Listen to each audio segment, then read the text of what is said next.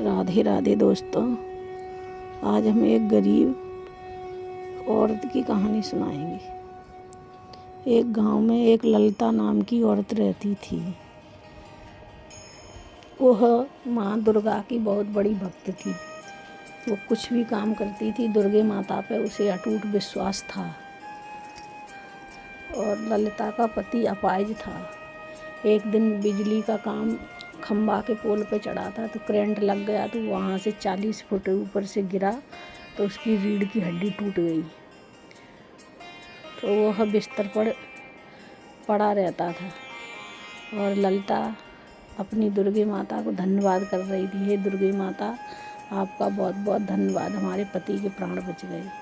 तो बोला, क्यों कर रही है अपनी माँ से धन्यवाद? इस जीवन से तो मैं मर जाता तो ठीक था, मुझे अपाहिज की ज़िंदगी जीना पड़ रहा है।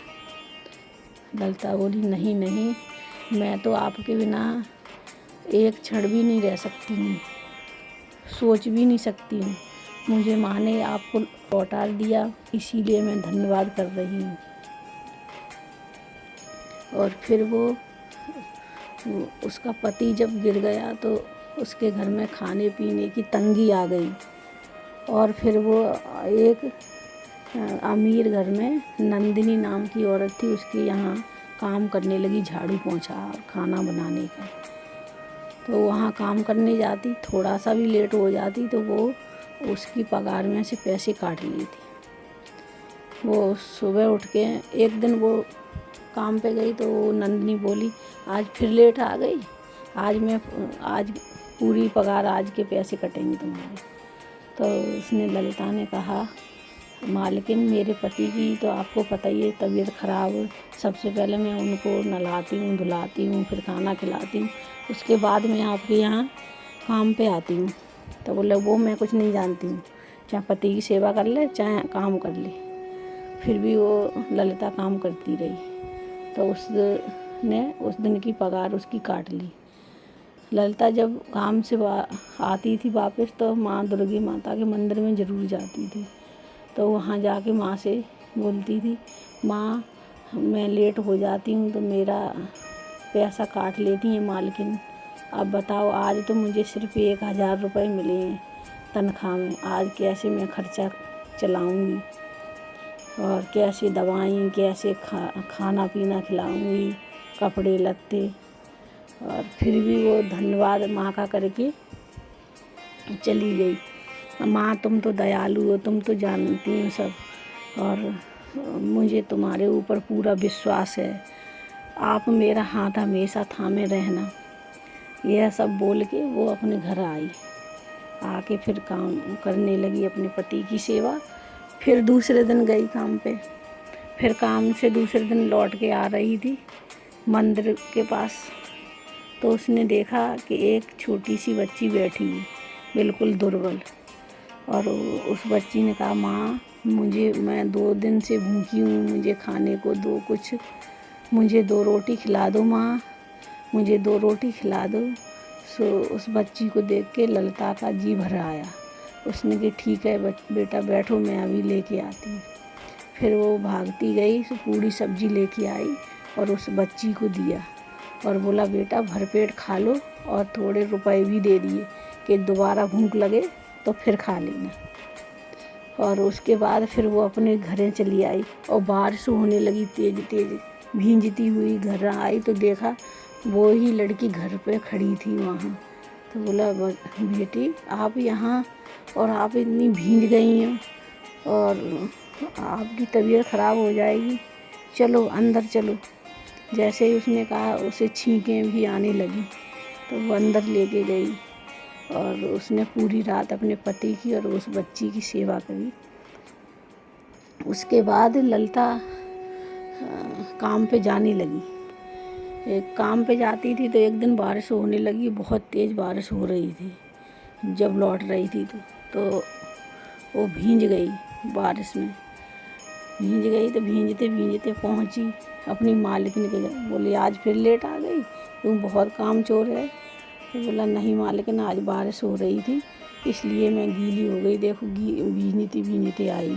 अच्छा ठीक है, काम कर। काम पे लग गई। जब लौटते टाइम वो घर गई तो माता जी को मंदिर में धन्यवाद दे के कि माँ आपका बहुत बहुत धन्यवाद है, आपकी कृपा से मेरा घर चल रहा है, और माँ इतनी कृपा बनाए रखना कि मेरे घर में वो बच्ची आई है वो कभी भूखी नहीं रहे, इतना बस दया बनाए रखना कि मैं उस बच्ची को भरपेट भोजन खिलाती रहूँ। यह कह के और अपने घर आई। लेकिन उस दिन वो बारिश से भींज गई थी, इतनी गीली हो गई, इसलिए उसे बुखार आ गया। तो उसने सर पर पट्टी बांध ली और लेट गई। सुबह फिर वो खड़ी हुई तो उसे खड़ा ही नहीं हुआ जा रहा था, और उसका मतलब मन में ये चल रहा था, अगर मैं काम पे नहीं गई तो ये बच्ची भूखी रहेगी और मेरा पति भी भूखा रहेगा, मालकिन पगार काट लेगी मेरी। तो फिर वो दम लगा के खड़ी हुई और काम पे जाने लगी, लेकिन चक्कर आके गिर गई भड़ाक सीधे। जैसे ही गिरी तो बच्ची ने देख लिया, बच्ची भाग के आई और उसने उठा लिया, माँ आपको तो बहुत तेज़ बुखार चढ़ा है, आप नहीं जाएंगी काम पे। तो बोली नहीं बेटी, मुझे काम पे तो जाना पड़ेगा, काम पे नहीं जाऊंगी तो मैं क्या खाएंगे ये मेरे पति, मैं तुझे क्या खिलाऊंगी। तो बोली नहीं, आप काम पे नहीं जाऊंगी, आपके बदले मैं जाऊंगी काम पे। तो उसने मना किया, नहीं नहीं हम आपसे काम नहीं कराएंगे, इतनी छोटी बच्ची। बोला नहीं, आपकी जब तक तबीयत ठीक नहीं होगी तब तक मैं जाऊंगी आपके बदले काम पे। तो वो बच्ची उसके नंदिनी के घर काम पे गई और उसने बताया, मैं ललिता की बेटी हूँ और मेरी मम्मी की तबीयत ख़राब है, इसलिए मैं काम करूँगी आज से। तो वो उसने नंदिनी बोली अच्छा ठीक है कर, लेकिन साफ़ सफाई से करना। तो वो बच्ची वहाँ काम करने लगी, रोज़ जाती थी काम करने को, शाम को लौटती थी। तो एक दिन ललिता ने देखा कि जो बच्ची काम पे जाती है, तब ये उनके पास एक दुर्गे माता की मूर्ति थी, तो वो गायब हो जाती, और जब वो बच्ची वापस घर में आती है तो मूर्ति उसी जगह फिर आ जाती। तो उसने अपने पति से कहा, ये जी सुनिए, जब वो बच्ची काम पे चली जाती है तो दुर्गे माता की मूर्ति गायब हो जाती है, और जब बच्ची काम से आती है तो मूर्ति आ जाती। तो बोले ऐसा ही कहीं होता है। उसका पति बोला हाँ, कैसे बोल रही हैं आप। तो बोला अच्छा ठीक है आप देख लो। तो उसने देखा तो सचमुच मूर्ति नहीं थी, और जैसे ही बच्ची आई तो मूर्ति आ गई। तो फिर वो बच्ची को 4-5 दिन हो गया काम करते वहाँ नंदिनी के घर में। तो एक दिन ललिता ने कहा अपने पति से, मेरी तबीयत कुछ ठीक लग रही है आज, मैं देखती हूँ जाके क्या बात है, ये क्या हो रहा है। सो वो गई, जाके देखा तो नंदिनी ने जैसे ही ललिता को देखा तो नंदिनी बहुत खुश हुई और बोली अच्छा हुआ आप आ गई, आपकी बेटी तो बहुत अच्छा काम करती है, बहुत सफाई का, और खाना तो ऐसा बनाती है अंगुलियां चाटते रह जा, लाजवाब। तो बोला, और वो बता ही रही थी सारी बातें, लेकिन ललिता ने उसकी बातें ना सुनते हुए अंदर चली गई। अंदर जाके देखा तो बच्ची पोंछा लगा रही थी। तो ललिता हाथ जोड़ के बोली आप कौन हो, और आप कौन हो, आप क्यों पोंछा लगा रही, आप कौन हो। हाथ जोड़ के बोली। सो दुर्गे मैया अपनी असली मूर्ति में आ गई। तो जैसे ही उन्होंने दुर्गे माँ को देखा तो वो ज़ोर ज़ोर से रोने लगी, माँ तुम मेरे लिए नौकरानी बनी और आपने मेरे से अनजान में इतना बड़ा पाप हो गया, आप नौकरानी बनी मेरे लिए,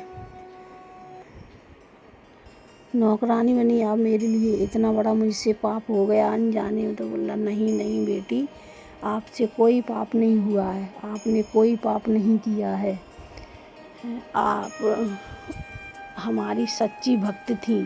भक्त तो भगवान की हमेशा ही सेवा करते हैं, लेकिन कभी कभी भगवान भी भक्तों की सेवा करते हैं। इतनी बातचीत हो रही तब तक नंदिनी आ गई। नंदिनी ने कहा, नंदिनी बोली अरे मुझे माफ़ कर दो मैया, दुर्गे मैया, मैंने अनजाने में आपसे अपने घर का काम करवाया नौकरानी का, और मुझे माफ़ कर दो माता, मुझे माफ़ कर दो। तो माँ ने कहा पैसा होना अच्छी बात है, लेकिन पैसा का घमंड करना बहुत बुरी बात है। हम लोग इस संसार में किस लिए आए हैं, दूसरों की मदद करने के लिए, ना कि आपने ललिता को कितना सताया, उसकी पगार भी काट लेती थी। आपको तो पता नहीं कि दूसरों की सेवा करने से ही पुण्य मिलता है। यह सब उसे समझा के दुर्गे माता वहाँ से अंतर ध्यान हो गई। अब ललिता अपने घर गई और उसने घर में जाके देखा कि उसका पति पैरों पे खड़ा है, बिल्कुल स्वस्थ हो गया है। और अंदर गई तो एक घड़ा पैसों का भरा रखा था और नोट भी रखे थे बहुत सारे। तो उसने कहा, प्रेम से बोलो जय माता की, सारे बोलो जय माता की, मिलके बोलो जय माता, जय दुर्गे मैया की कहानी। धन्यवाद।